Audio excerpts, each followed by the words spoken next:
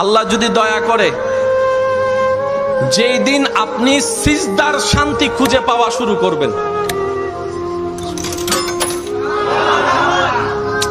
আর একটু মহব্বতের আওয়াজে, যেই দিন আপনি সিজদায় শান্তি পাওয়া শুরু করবেন, সেই দিন থেকে আপনার আর অন্য জায়গায় শান্তি খোঁজার দরকার হবে না। এখন অনেকে শান্তি খুঁজে মন খারাপ হলে গান শুনে, জোরে বলেন না, কিন্তু এক গান আজীবন ভালো লাগে। অনেকে মুভি দেখে, এক মুভি বারবার দেখতে ভালো লাগে।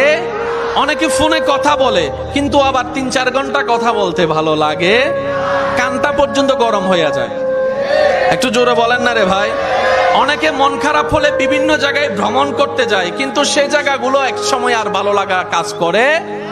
কিন্তু যেই দিন থেকে আপনি সিজদার প্রেমে পড়ে যাবেন, রবের দরবারে সিজদার স্বাদ পাওয়া শুরু করবেন, সেদিন থেকে আপনার আর কষ্ট করে অন্যের কাছে সুখের ভিক্ষাও করতে হবে না, টাকা খরচ করে কোথাও আপনাকে ঘুরতেও যেতে হবে না। যখনই মন খারাপ হবে, যাই নামাজটা বিছিয়ে রবের দরবারে সিজদায় পড়ে যাবেন, কপালটা আপনার মাটিতে লাগবে, নাকটা মাটিতে লাগবে, মুখে থাকবে সুবহানা রব্বিয়াল আলা। একটু আওয়াজ দিয়ে বলি সুবহানা রব্বিয়াল আলা। আপনি ফিস ফিস করে রবের প্রশংসা করতে থাকবেন। সেই শান্তিদাতা রব আপনার ব্রেইনের মধ্যে, আপনার মনের মধ্যে শান্তি দেওয়া শুরু করবে, প্রশান্তি দেওয়া শুরু করবে, সুকুন দেওয়া শুরু করবে। সুবহানাল্লাহ, সুবহানাল্লাহ, সুবহানাল্লাহ। আপনি তখন বুঝতে পারবেন এই শান্তি কত জায়গায় খুঁজেছি, এই শান্তি পাওয়ার আশায়, সুখ পাওয়ার আশায় কতজনের দ্বারে ভিক্ষা, মায়ার ভালোবাসার ভিক্ষা করেছি, জীবনে কখনো পাই নাই এমন শান্তি যেটা রবের দরবারে সিজদায় গিয়ে শান্তি মিলেছে। রব বলে যে বান্দা, এটাই তো তোকে বুঝাতে চাচ্ছি, তোর শান্তির জন্য আমি রব ছাড়া দ্বিতীয় কোনো উপায় নাই। বাধ্য হয়ে ইন্না লিল্লাহি ওয়া ইন্না ইলাইহি রাজিউনের মাধ্যমে, কুল্লু নাফসিন যায়িকাতুল মউতের স্বাদ গ্রহণ করার মাধ্যমে একদিন আমাকে বাধ্য হয়ে আমার কাছে তোকে আসতে হবে।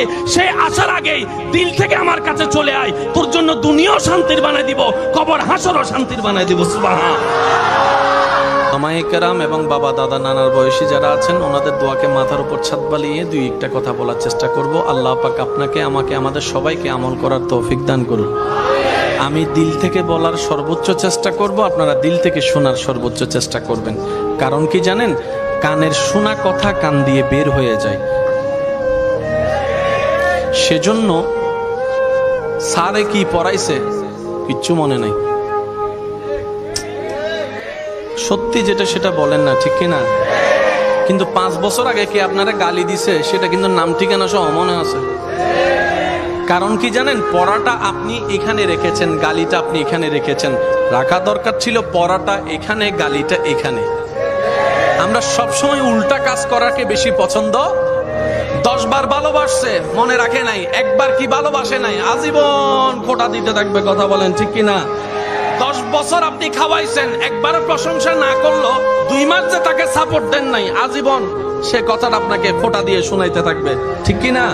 সেজন্য এই মনটাকে দুনিয়ার সাথে লাগানোটা সবচেয়ে বড় বোকামি। কারণ দুনিয়া তুলে 1 ইঞ্চি, নামায় 10 ইঞ্চি। আরেকটু জোরে বলেন ঠিক কিনা? তাহলে দিলটা যাবে কার দিকে? আরেকটু জোরে বলেন, দিলটা যাবে কার দিকে? আমি আপনাদের সাথে অ্যাড করে বলি, দিলটা যাবে দিলের মালিকের দিকে। কারণ দিলের মালিক যিনি, হকদারও তিনি। কথা বলেন ঠিক কিনা? আপনার বিবেকে কি বলে দেখেন, আপনার দেহে যা আছে সবকিছুর মালিক কে? বানানেওয়ালা কে? তাহলে হকদার কে? তো উনি সবকিছু পাওয়ার অধিকার ওনার আছে না নাই? ওই হকটা আমরা আদায় করি নাই, দিলটা রবকে না দিয়ে অন্য জায়গায় দিয়েছি। দুঃখ আমাদের মাথার পিছনে লেগেছে। কথা বলেন ঠিক কিনা? আল্লাহ আমাদের সবাইকে একটু বুঝার তৌফিক দান করুন।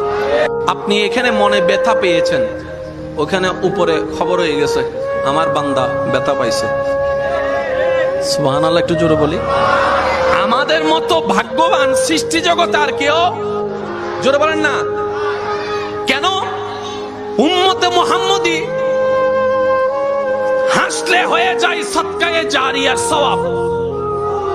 উম্মতে মুহাম্মদী ভাই ভাইয়ের সাথে হেসে কথা বললে সদকায়ে জারিয়ার সওয়াব মন ভেঙ্গে সিজদায় পড়ে চোখের পানি ফেলে কান্না করলে রব করে দেয় গুনাহ মাফ। হাসলো বেনিফিট, কানলো বেনিফিট। এত সুযোগ রব্বুল আলামিন আমাদেরকে যা দিয়েছেন, এরকম সুযোগ অন্য কাউকে। এরপরও যদি জান্নাত আমরা না পাই, এর চাইতে বড় দুঃখ দুর্ভাগ্য আর কিচ্ছু হতে পারে। সেজন্য আমি অনুরোধ করব আমার ভাইয়েরা, যদি আমার বোনেরা শুনে থাকেন, শ্রদ্ধার সাথে বলবো, ভালোবাসার সাথে বলবো, প্রত্যেকটা শব্দ নোট করার চেষ্টা করবেন, জীবনের সাথে মিলানোর চেষ্টা করবেন। মিললে নিবেন, না মিললে নেওয়ার কোনো দরকার, কারণ ইসলাম জোরাজুরি পছন্দ করে না।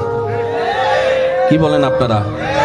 আপনাদের এলাকার ইমাম সাহেবের কাছে যদি কাউকে ইসলাম ধর্ম গ্রহণ করার জন্য কেউ আনে, দেখবেন ওই আলেম, ওই হুজুর সর্বপ্রথম সেই ব্যক্তিকে একটা প্রশ্ন করবে, ভাই আপনি কি নিজের ইচ্ছাই এসেছেন নাকি আপনাকে জোর করা হয়েছে?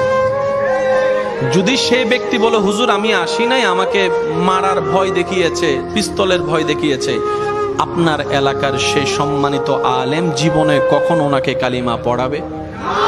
কেন? হুজুর বলবেন ইসলাম ভালোবাসার সাথে স্বাগতম জানাই, আক্রমণ দিয়ে স্বাগতম জানানো পছন্দ করে। এটা উন্মুক্ত দরজা, ভালোবাসার দরজা। রাতের 3টা বাজেও যদি কেউ দিল থেকে ভালোবেসে আসতে চায়, কালিমা পড়ে ইসলামের ছায়া তলে আসতে পারবে। কথা বলেন ঠিক কিনা? আল্লাহ পাক আমাদের সবাইকে বুঝার, আমল করার তৌফিক দান করুক।